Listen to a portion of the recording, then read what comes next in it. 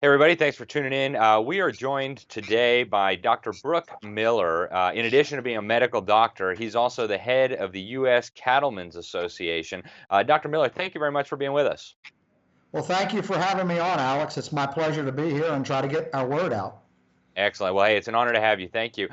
So, Dr. Miller, I want to start off with just some of the issues right now that are facing American cattle producers. I've heard from other ranchers, from people involved in the industry, that there's a lot happening in terms of foreign producers and maybe the government almost facilitating the ability to undercut American producers. Tell us a little bit about what's going on right now in the cattle industry, about foreign producers able to sell their products in the United States without actually labeling them. Do you see that as a concern? And if so, what might be done about it?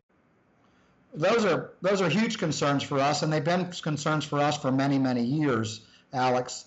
Um, Currently, as the law reads, uh, importers, packers can bring in food, beef from foreign countries, and the law reads as they can change it substantially. Well, their definition of substantial changes would be just repackaging or slicing, and they can label it as product of the USA.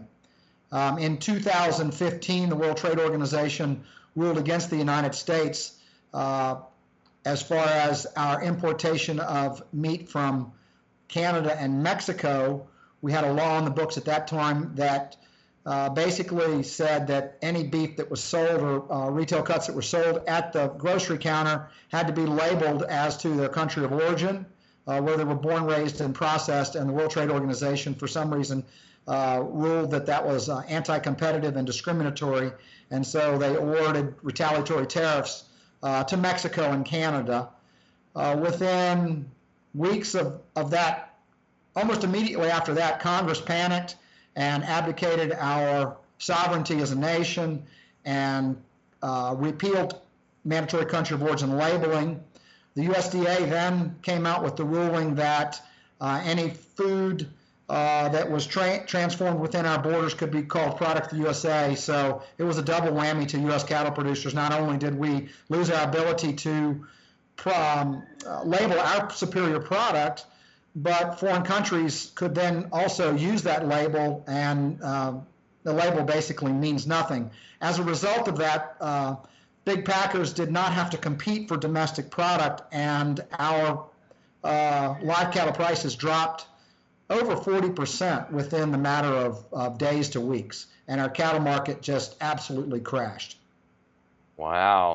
So following up on that, what could Congress do? I know there's been proposals now, including from some prominent U.S. senators, to actually get us out of the World Trade Organization. Partly in response to their facilitating the rise of communist China and attacks against the United States. Do you think that would be a good solution, or should Congress just re-exert its constitutional powers?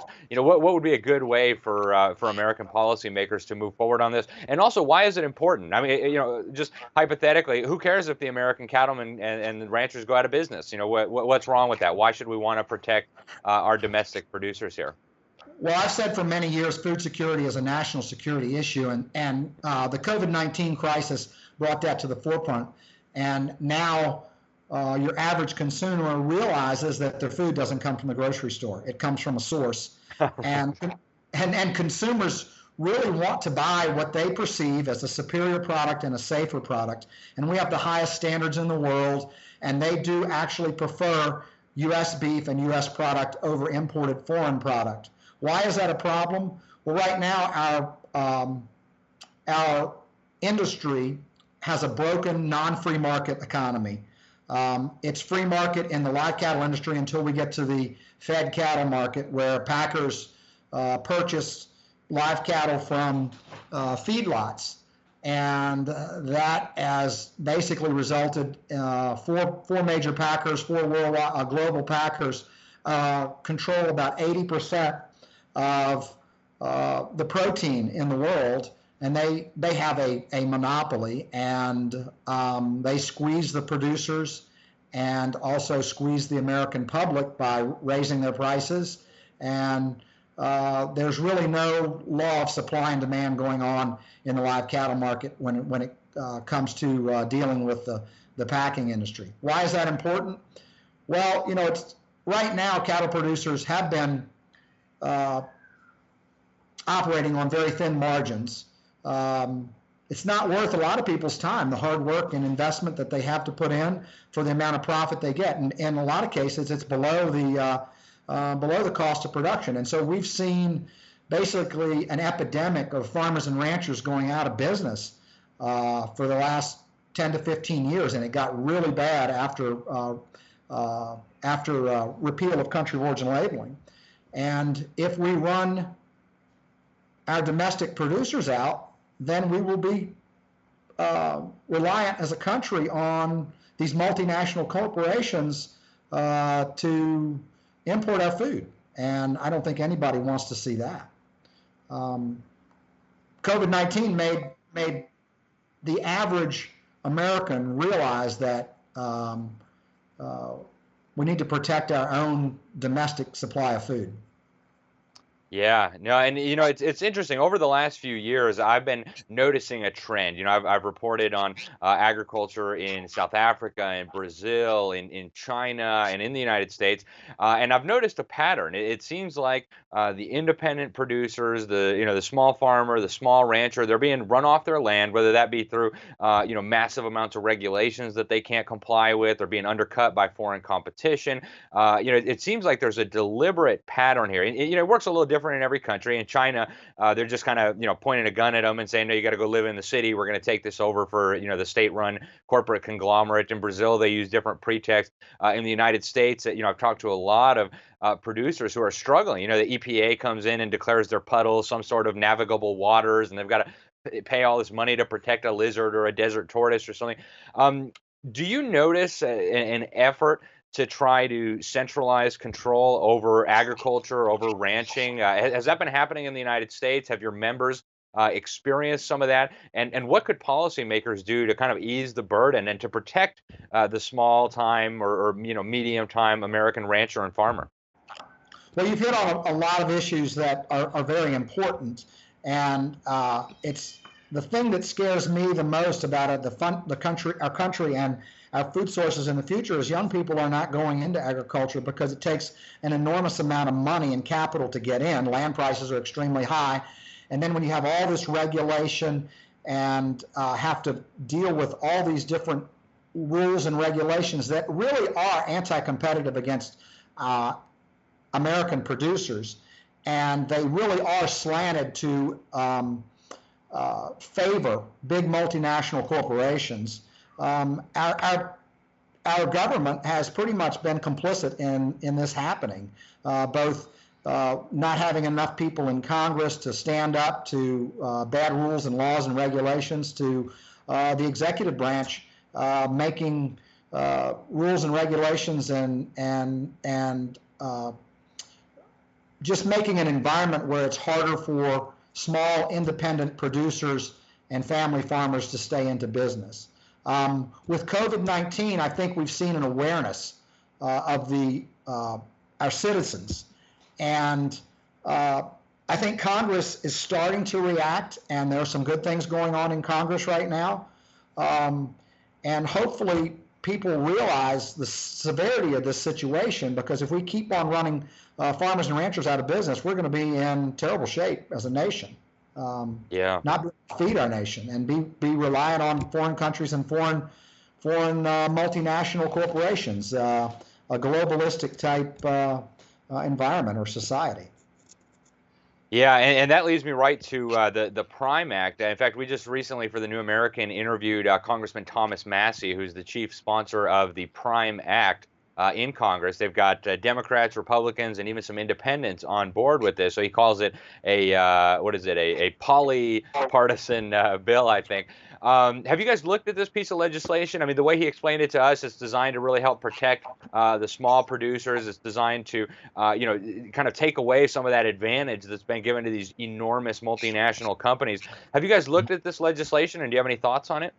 Well, I think the Prime Act would allow small producers to market directly to consumers without having a federally inspected plant. We've worked very hard with Congress to try to pass legislation that would allow state inspected packing plants to sell to grocery stores and sell to consumers. I think you have to have some type of inspection to make sure that you have food safety. And I'm not sure if the Prime Act calls for that. It's okay for, if you wanted to buy some beef from me, we had a personal transaction. But in order to sell it to the general public, I think you have to have some sort of inspection process to make sure that the consumer is protected. But I certainly think the Congress certainly needs to make it easier for producers to market their product directly to people, because we're seeing increasingly more and more people want to buy food and their beef locally. They know where it comes from. They know it doesn't have a lot of additives or things that you don't want. That happens more in factory farming, supplements being added to the feed, or antibiotics or growth hormone and things like that. Yeah, excellent. And on that note, I know you guys, the U.S. Cattlemen's Association, was one of the organizations that put out a statement in opposition to the USMCA. Could you talk a little bit about that? I think it kind of goes with the World Trade Organization thing, the loss of sovereignty, the transferring of governance to international bodies, and even in some cases, foreign bureaucrats. So what did you guys see wrong with the USMCA, and why did you end up opposing it? We oppose it mainly on the grounds that we have a huge trade deficit in cattle and beef with Mexico and Canada. The people that favor it, the multinationals, will talk about exports, but they don't ever talk about imports. So it depresses our domestic market. And we know trade is something that has to be done. But if we made it profitable for American ranchers to produce beef, we could feed the world. Not only our country, we could feed the world. And right now it's not profitable. And one of the biggest things that we had, or biggest problems that we had with USMCA, is it did not call for mandatory country of origin labeling on all those imported products. It maintained the status quo where beef could be brought in, beef or animals could be brought in from foreign countries and relabeled as product of the USA, and fooling the consumers and depressing our domestic market and product. Yeah, that really does seem deceptive. I mean, it seems like Congress has made itself complicit in deceiving American consumers. I mean, when you go to the store and you see, USA beef, you figure, hey, this American cows are raised in America, when really that's not the case. It's quite remarkable. You touched a little bit earlier on the nexus between coronavirus and U.S. food security. We've talked to a lot of ranchers and producers who are struggling amid the coronavirus. Some of the slaughterhouses got shut down, some of the meat packing facilities got shut down, a lot of the supply chains got interrupted. What are your members out there seeing? I mean, there's even been some talk. The head of the World Food Program said that within a few months we'd be seeing famines of biblical proportions. That may happen in other parts of the world, but is there any risk here in the United States? How serious is the food security problem in the United States? Is it something that we ought to be concerned about? Should we even be looking at this? Is it something to talk about? And has coronavirus kind of played a role in exposing this and making the problem worse? And where do we go from here? Well, you're exactly right. Coronavirus has brought it to the forefront. What we've known in the cattle industry for a long time, now a lot of people are seeing as something that could happen. What coronavirus did was it exposed the bottleneck and basically put all of our eggs in one basket for, quote, efficiency, to have 4 major multinational packing companies to control our market. And the best way to get around that is basically spread out the risk. Have a lot more packing plants, regional packing plants, spread throughout the country. So if some natural disaster happens, it doesn't affect or take offline so much of our ability to process the animals and get them ready to be eaten by the consumer. And a great example of the monopoly and the price fixing that occurred was shortly after coronavirus hit. The CEO from Tyson Foods took out a full-page article in the New York Times stating that there was going to be a beef shortage and a food shortage. And subsequent to that, the packers increased the price of what we call boxed beef, which is what a processed steer or animal is worth. They over doubled the price of it, yet they knocked down the prices that they were paying the farmers and ranchers. They were talking about a bottleneck that was going to occur, and they couldn't get all these cattle processed. So on the one end, they are dropping the prices for producers and doubling the prices for consumers. And that's just proof positive that we are dealing with a monopoly. I think estimates showed before, just to show you how much of a monopoly we normally have, in normal times, the packers own those cattle for about 10 or 14 days between when they buy them and when they slaughter them and when they sell them. And their profit margins per head was probably $300 to $500 an animal. And you've got producers that own these animals for, from insemination, conception, to when they sell them can be 2 years. And they're barely making a profit. And after coronavirus hit and this price fixing became even more blatant, there was talk that these packers their profit margins were $2,000, $2,500 or more per animal. And they're slaughtering hundreds of thousands of animals each week. So you can do the math on the profit margins that these guys were making, all at the expense of the American consumer and the American cattle producer. Wow, that's incredible. Well, Dr. Miller, is there anything I didn't ask you about that you think the viewers ought to be familiar with? Policymakers ought to know. And where can people learn more? Regular Americans, consumers, and also people who might be involved in agriculture. Do you guys have a website? Where can people go? Well, we do have a website. It's uscattlemen.org. We have our organization. If people want to support us online or join online, they certainly can do that. We welcome that. We welcome consumer support. We welcome just interested parties support, and we welcome membership. So I would encourage anybody interested to go to uscattlemen.org, www.uscattlemen.org, and we have a website that's fairly easily navigated. One policy that I think that we have right now that has been introduced recently in Congress by Congressman Grassley and co-sponsored by Congressman Tester is something called 5014. Currently, because of the packer monopoly, we don't have really much, if any, of a cash negotiated trade. In other words, there's no free market. The packers tell you what they're going to get for your animal, and you either take it or you leave it. They have forward contracting with these big corporate feeders, and they control the market that way. And what 5014 would basically say is a minimum of 50% of the animals that are acquired by each packing plant, each major packing plant, would have to be acquired on a free market spot free market competitive bidding system, as opposed to this captive supply that they have right now. Currently, less than 20% of the cattle are negotiated on a spot market, and in the South, where they have the big corporate feeders, it's 10% or less. Wow. Well, Dr. Miller, thank you very much for speaking on these issues. We really appreciate the time you've spent with us. And that website again was U.S. Cattlemen. Was that right? UScattlemen.org. UScattlemen.org. So there you have it, folks. That was Dr. Miller. He leads the U.S. Cattlemen's Association. Dr. Miller, thank you. To the viewers out there, thank you very much. This is an important issue. Food security, as you mentioned, is national security. So, if you're not in touch with your member of Congress, you should be. Make sure you're getting the New American. Make sure you share this with your friends, especially anybody who's involved in agriculture.